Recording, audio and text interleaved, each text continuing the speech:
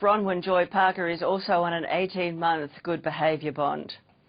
Well, they're the men and women on the run from police but still collecting their welfare benefits. Tonight calls for an overhaul of the system that allows criminals to take taxpayers for an expensive ride. I would imagine that most taxpayers would be absolutely appalled to know that people are actually being paid by the federal government and yet are wanted on warrant throughout Australia. I think that the mainstream of society would be surprised and a bit gobsmacked that this is going on. It's just one of those things that has slipped through that we need to fix. They're wanted by the law, but they're still able to collect welfare. There is no question that there are people wanted for very serious crimes who are wanted on warrant throughout all of Australia, who are currently in receipt of financial benefits and payments by the federal government. To me, that is aiding and abetting in their escape from lawful custody. Tonight, the controversial proposal to cut the Centrelink payments of anyone who has an outstanding arrest warrant. Our biggest concern is not so much that they're living on welfare. Our biggest concern is that whilst they are wanted on warrant, there is a possibility that they will commit further offences. It's a strange quirk of our welfare and legal systems that if you fail to turn up to a court to be sentenced for a crime, or if you're wanted by the police, a warrant is issued for your arrest. Now, even though you're effectively on the run from the law, you can still turn up to Centrelink to receive your benefits, whether it's New Start, disability support or the pension. Now there are calls for that system to change. If there's a warrant issued for your arrest, you lose your welfare. What we're doing is saying if you're thumbing your nose at the law and escaping from an arrest warrant, not being accountable for what the courts have said to you, then there is a punishment. Hey Tommy, how are you doing? New South Wales Nationals MP Melinda Pavey is leading the charge to have the system changed. She says it's a case of state and federal agencies not working together effectively. I just think on so many levels it's wrong. It's wrong because it says you don't respect the law. And you're just you're walking around society, not paying your dues to society, while society is still paying you. And I think that is a big problem. If they're going to miss out on their fortnightly payments, I can see that the majority of these people will come forward. In New South Wales alone, there are more than 22,000 outstanding arrest warrants, involving everything from burglary, domestic violence, sexual assaults, even murder. Howard Brown is from the Victims of Crime Support Group. The whole point of providing people financial assistance to avoid authorities, I would imagine, and certainly my victims say this, it is just perverse and it should stop. In New Zealand, a similar system is already in operation.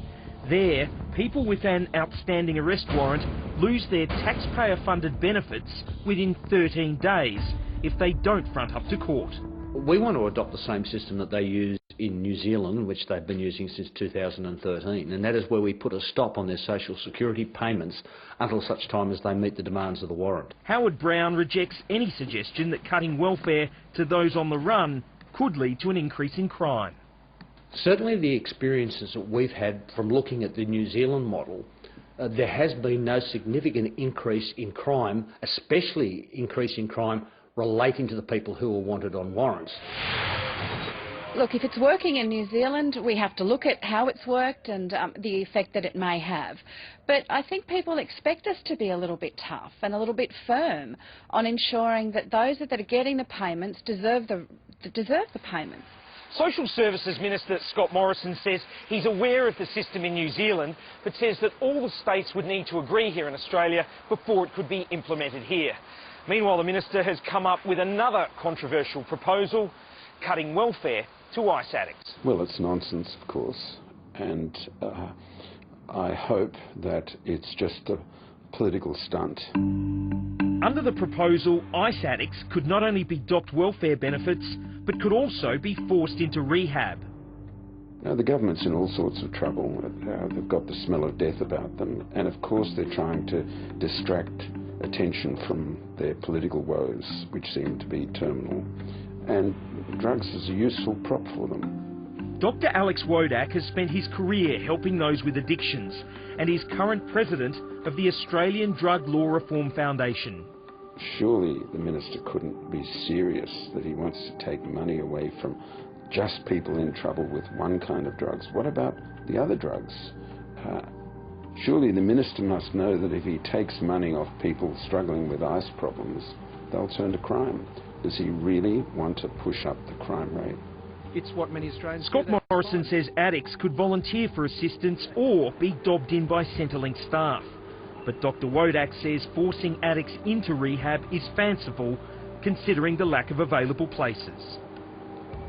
Some people might say, why should taxpayer money go to fund someone's addiction? I understand that taxpayers can feel puzzled by that, but these are, after all, Australian citizens, just like you and me, and they're entitled to their benefits just like you and I might be if we were in a tough spot. And it doesn't help to divide the community into winners and losers.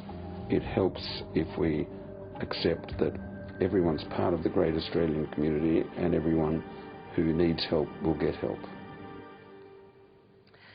Australia's welfare bill is almost $190 billion a year.